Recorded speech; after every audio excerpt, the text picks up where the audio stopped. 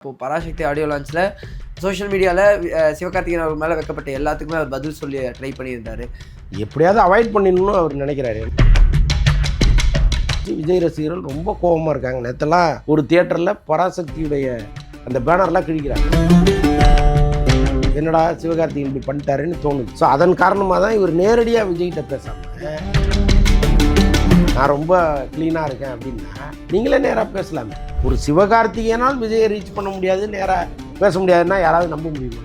அதனால் அவர் மேடையில் அப்படிலாம் எதுவுமே கிடையாது, எங்கள் அண்ணனே என்னை வாழ்த்துட்டாரு அப்படின்னு சொல்லுவதெல்லாம் சும்மா ஃபேக்கான ஒரு விஷயமா தான் நம்ம அண்ணன் தம்பி பொங்கல் அப்படிங்கிற ஒரு விஷயமெல்லாம் எல்லாமே முதட்டளவில் பேசுகிறது தானேங்க. உள்ளுக்குள்ளே வேற ஒன்று நடந்துருக்கு. ஆனால் ட்ரெய்லரில் பார்க்கும்போது நிறைய டைரக்ட் அட்டாக்ஸ் இருக்குது. அதுவும் கடைசியிலலாம் நல்லது பண்றதுக்கு அரசியலுக்கு வாங்கடா, அரசியலுக்கு வரீங்க. இதெல்லாம் பிரச்சனையில் கொண்டு போய் விடுற ஒரு விஷயமா இருக்கும். பிரச்சனைக்கு பயப்படுறவன் அரசியலுக்கே முதல்ல வரமாட்டான். I am coming. குற்ற பின்னணி இல்லாத ஒரு அரசியல்வாதி நீங்கள் காமிங்க. ஸோ அப்படிலாம் இங்கே நடந்துட்டு தானே இருக்கு. அப்போ இதெல்லாம் சேர்த்து தான் அவர் இந்த கடைசி காட்சியில் கேள்வி கேட்குறாரு. அவருக்கு தெரியும் மக்கள் இந்த வசனத்தோடு இப்படி கனெக்ட் ஆவாங்க. அதனால் சரியாக தான் செஞ்சுட்டு.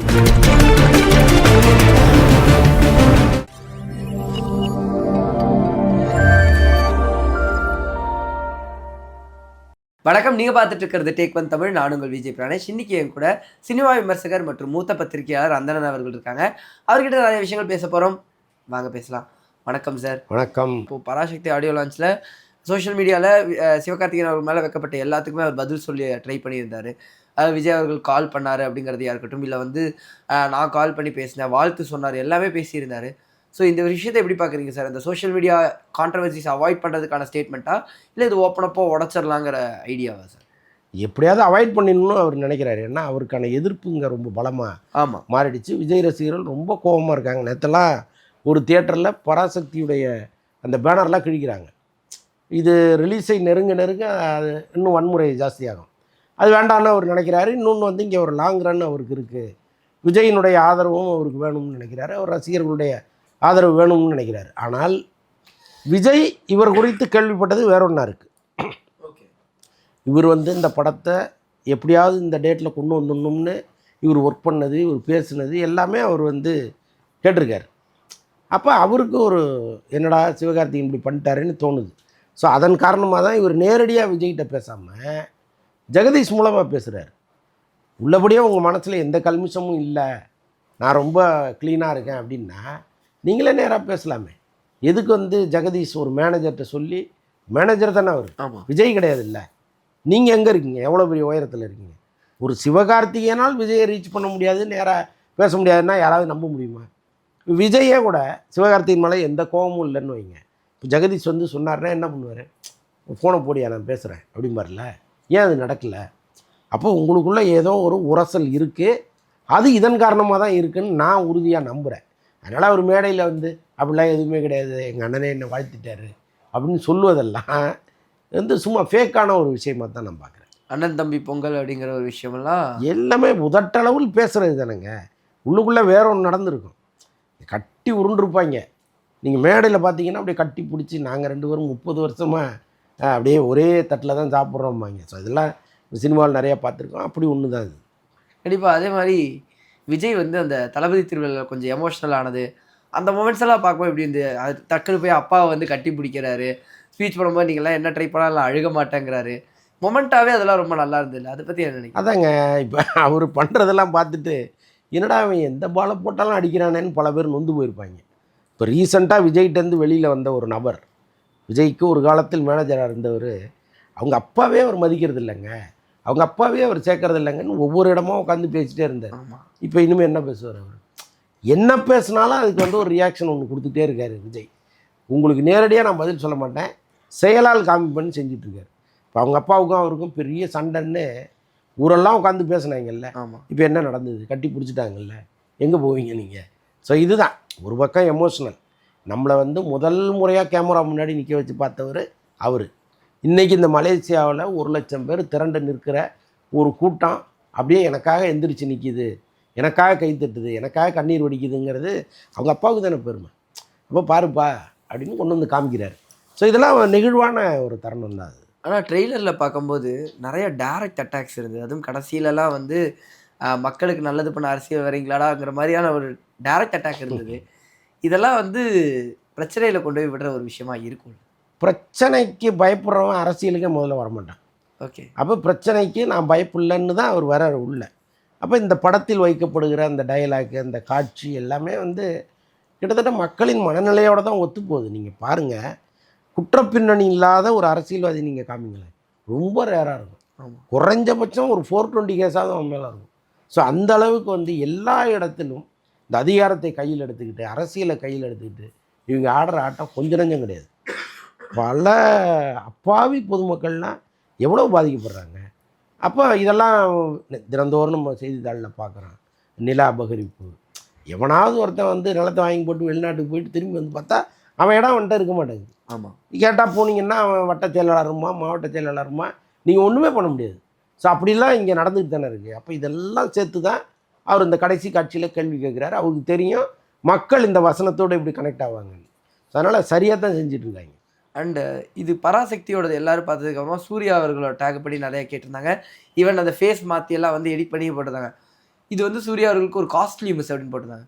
உங்களுக்கு அந்த ட்ரெய்லர் பார்க்கும்போது எப்படி இருந்தது? கட்டாயமாங்க, சூர்யா வந்து ஒரு அற்புதமான படத்தை இழந்துட்டாருன்னு தான் சொல்லணும். ஓகே. இன்னொன்று பாருங்கள், சிவகார்த்திகேயன் எங்கே ஜெயிக்கிறாருன்னு நான் சொல்ல வரேன். இந்த சுதா கொங்கரா பல பேட்டிகளில் சொல்கிறாங்க, சும்மா அவர்கிட்ட ஓரலாக ஒரு கதையை சொன்னேன், கதையை கூட அவர் கேட்கல அப்படிலாம் சொல்கிறாங்க. அப்படிலாம் ஒன்றுமே கிடையாது. இந்த ஸ்கிரிப்டை படிச்சுட்டு, ஸ்கிரிப்டை படிக்கலைன்னா கதை விட்டுக்கிட்டு இருக்காங்க.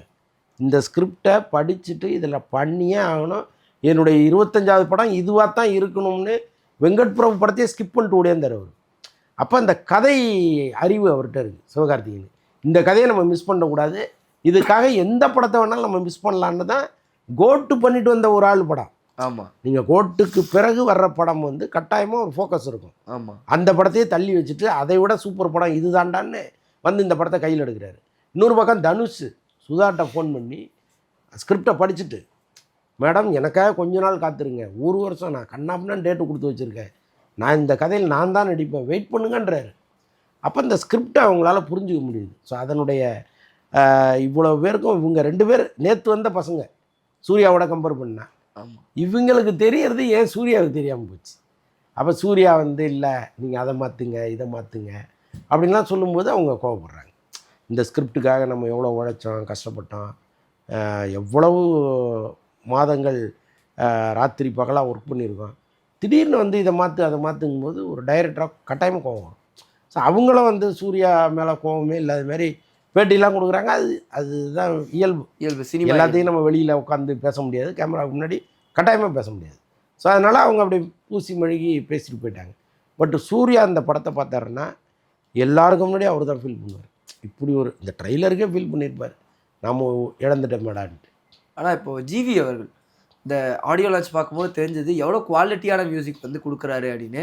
100 படங்களை கடந்துட்டார். அஸ் அ மியூசிக் டைரக்டராக சரி ஜிவி அவர்கள் எப்படி பார்க்குறீங்க? எக்ஸலண்ட்டுங்க. நீங்கள் ஜிவி மாதிரி ஒரு மியூசிக் டைரக்டர் தேடினாலும் கிடைக்காது. இந்த காலத்தில் வள்ளுன்னு குலைக்கிறது தான் பாட்டுன்னு நினச்சி கொஞ்சம் பேர் போடுறாங்கல்ல, அதுக்கு ஒரு கூட்டம் ரசிக்குதில்லை. ஆனால் இப்போவும் மெலடி தாண்டா கிங்கு அப்படின்னு அவர் படத்தில் 2 மெலடியாவது அவர் போட்டுருக்கார். ஆமாம். மற்றது வேணால் அவங்களோட டைரக்டருடைய விருப்பத்துக்கு ஏற்ப ஏதாவது ஒன்று பண்ணிடுறாரு தவிர ஒரு 2 மெலடி கட்டாயமாக இருக்கணும், அது 2ம் சியூர் கிட்டாக இருக்கணும்னு போடுற ஒரு இசையமைப்பாளர் வந்து ஜிவி பிரகாஷ்.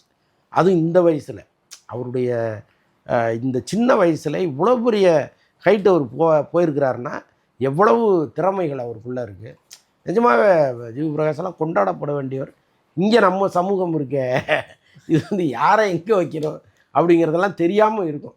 பட் நியாயமாக நம்பர் 1 இடத்துல இருக்க வேண்டியவர் GV Prakash. And super star ரஜினிகாந்துடைய 173 அனௌன்ஸ்மெண்ட் வந்தோடனே எல்லாருக்குமே மிகப்பெரிய ஷாக்காக மாறுச்சு. முதல் நாள் வந்து நம்ம எல்லா இடத்துலையும் சொல்லியிருந்தாலும் டக்குன்னு யாருமே எதிர்பார்க்காத பேராக இருந்தது சிபி சக்கரவர்த்தி அவர்களோட பேர். ஸோ இது எப்படி இந்த ஒரு விஷயம் மாறுச்சு? நிறையா பேர்கள் அடிபட்டாலும் சடனாக சிபி சக்கரவர்த்தி அவர்கள் உள்ளே வந்ததுக்கான ரீசன்? நல்ல வேளை சிபி சக்கரவர்த்தியாக ஃபோன் பண்ணி அதை கேட்டார். ஓகே. ரஜினி சார் வந்து கதை கேட்டுக்கிட்டு இருக்காராமே, நான் வந்து சொல்லட்டுமா என்கிட்ட ஒரு கதை இருக்குது அப்படின்னா ஒரு சௌந்தர்யாட்ட கேட்டு சௌந்தர்யா வர சொல்லி அதற்கப்புறம் ரஜினியும் உட்காந்து கேட்டு தான் அந்த கதையை ஃபைனல் பண்ணுறாங்க. அதுக்கு முன்னாடி அவர் ஃபைனல் பண்ணது வந்து இவங்க பார்க்கிங் டைரக்டரும் அஸ்வத் மாரிமுத்தும். ஓகே. 2 பேரையும் ஃபிக்ஸ் பண்ணி ராஜ்கமலுக்கும் சொல்லிட்டார், 2 பேரில் யாராவது ஒருத்தர் அனௌன்ஸ் பண்ணிவிடுங்க அப்படின்ட்டு. இப்போ அவங்க அதை யாரை தேர்ந்தெடுக்கிறதுன்னு யோசிச்சுட்டு இருக்கும்போது அவங்களுக்கு வந்து அஸ்வத் மாரிமுத்து மேலே தான் ஒரு நம்பிக்கை. இவருடைய கதை மேலே ஒரு பெரிய நம்பிக்கை இருந்தால் கூட அவர் ஏற்கனவே சிம்பு டான் பிக்சர்ஸ்ன்னு கமிட் ஆகியிருக்காரு. நம்ம அவரை இங்கே கொண்டு வந்துட்டோம்னா அங்கே ஒரு பிரச்சனை வரும், அது அவங்க கூட வேறு நம்ம சண்டை போட்டுவிடுவோம். அதனால் மேக்ஸிமம் அது வேண்டாங்கிற மாதிரி அவங்க நினச்சிட்டு இருந்திருக்காங்க. ஸோ இப்படிப்பட்ட சூழ்நிலையில் தான் இவர் சிபி சக்கரவர்த்தி வந்து இந்த கதையை சொன்னோடனே அவருக்கு ரொம்ப பிடிச்சி போய் இந்த 2 கதையோட இது நல்லா இருக்குது, நாம் எதிர்பார்த்த மாதிரி இருக்குது அப்படின்ட்டு தான் இம்மீடியட்டாக அனௌன்ஸ் பண்ண சொல்லிட்டார். ஓகே. ஆனால் இது every family has a hero, every hero has a ஃபேமிலிங்கும் போது கொஞ்சம் ரொம்ப டிப்பிக்கலாக இப்போ வர வைலன்ஸ் படமாக இல்லாமல் வேறு மாறுபட்டு இருக்கு. வைலன்ஸ் கிடையாது இந்த படத்தில். அவர் ரஜினி அதுக்காக தானே இவ்வளோ நாள் வெயிட் பண்ணது. ஏன் சுந்தர்சியோட அவர் சேரணும்னு நினச்சார். ஓகே. சுந்தர்சி பேட்டனே வந்து ஆமாம், ரஜினி கடந்து பல மைல் தூரம் வந்துட்டார். ஆமாம். வெறும் ஆக்ஷன் ஃபிலிமாக பண்ணிகிட்டு இருக்காரு. இந்த நேரத்தில் சுந்தர்சியை கூப்பிட்டு கதை கேட்குறாருன்னா அப்போ என்ன காரணம்? நம்ம வந்து நல்ல அழகாக ஒரு ஃபேமிலி ட்ராமா பண்ணணும், ஸோ அதில் வந்து நிறைய காமெடி இருக்கணும் அப்படின்னு நினச்சி தானே அவரை கூப்பிட்டாரு. ஸோ அது ஒர்க் அவுட் ஆகலை, அது எங்கேயோ ஒரு இடத்துல மிஸ்ஃபயர் ஆகி போயிட்டார் அவர் வெளியில். அதே மாதிரி கதைகள் உள்ளவங்களாக தேடுறாரு அவர். அப்படி வந்தவர் தான் சிபி சக்கரவர்த்தி. ஸோ அதனால் அவர் இதில் வந்து எல்லாம் கலந்த ஒரு படமாக இருக்கும். அப்போ டான்க்கு அப்புறம் அகைன் வந்து சிவகார்த்திகேயன் அவர்களும் ஜாயின் பண்ணுற மாதிரி தான் பேச்சுக்கள் இருந்தது. அது இல்லாமல் இங்கே மாறினது இல்லை. அதில் வந்து ஒரு பெரிய பஞ்சாயத்து ஒன்று போயிட்டுருக்கு. ஆக்சுவலாக அந்த படத்தை தயாரிப்பதாக இருந்த சுதன் வந்து நிறைய படம் எடுத்து பெரிய அளவு ஃபைனான்ஸ் லாக் ஆகிட்டார். ஓகே. இந்த படத்துக்கு வந்து அட்லீஸ்ட் ஒரு 250 கோடியாவது வேணும் அவருக்கு. ஓகே. ஸோ அதை வந்து ரைஸ் பண்ண முடியாத ஒரு சிக்கலில் அவர் மாட்டிக்கிட்டார். இவரும் வந்து ரொம்ப வருஷமாக அங்கே வெயிட் பண்ணி பார்த்துட்டு சரி இதற்கப்புறம் நம்ம உட்காந்தோம்னா சிக்கலாயிரம்னு தான் இங்கே ரஜினிகிட்ட வந்துட்டார். ஸோ அதனால் ஏதோ ஒரு பிரச்சனை ஒன்று கட்டாயமாக போகும். இப்போ அவரும் வந்து விட மாட்டார், என்ஓசி கொடுக்க மாட்டார், அதுக்கு பேச்சுவார்த்தை நடத்துவாங்க. என்ன நடக்க போகுதுன்னு தெரில. கண்டிப்பாக சார், நிறைய விஷயங்கள் பேசணும். இந்த ஒரு சந்திப்புக்கு ரொம்ப நன்றி.